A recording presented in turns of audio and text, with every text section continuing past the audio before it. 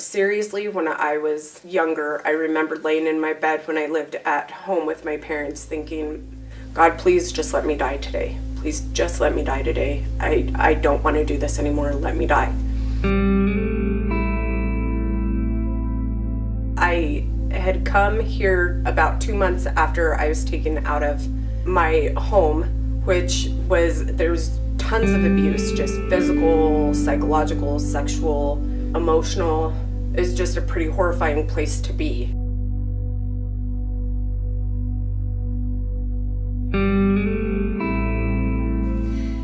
I think Mount Saint Vincent gives kids their lives back. Most of our kids that we have here, they're here either because of abuse or neglect or some severe trauma that they've experienced.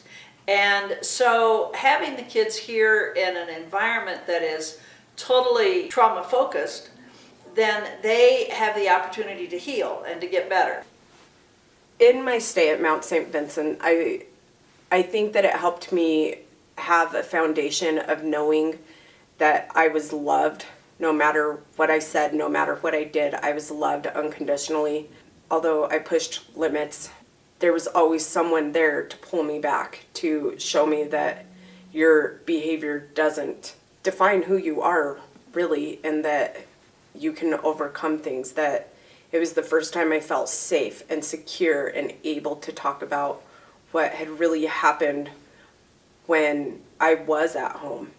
Oftentimes, children who come from environments such as Ember's, it takes them a long time to be able to trust other caretakers, to be able to provide that safe, nurturing, structured environment. And frequently they push back against their caretakers because they don't trust that that's going to happen. And so it took a long time for Ember to be able to develop some of that trust.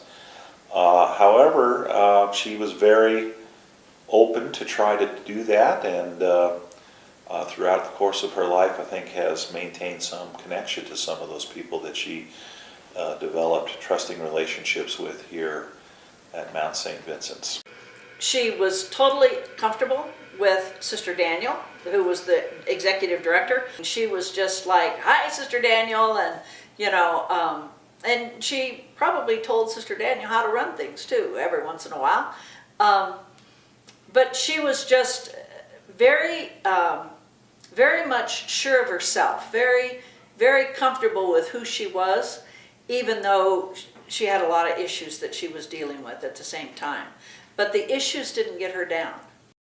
I remember watching her on the playground and seeing her and, thinking that this is a kid who is going to be whoever or whatever she wants to be when she gets bigger. And she will be a success. She will be the best she can be just because of the inner drive, and then also, I believe, because of what the staff here was, bringing out in her. So my life now is I am a mother of 2 jubilant girls that are my life. And I am married to an amazing man who I never thought I deserved someone like that. He is my rock through everything.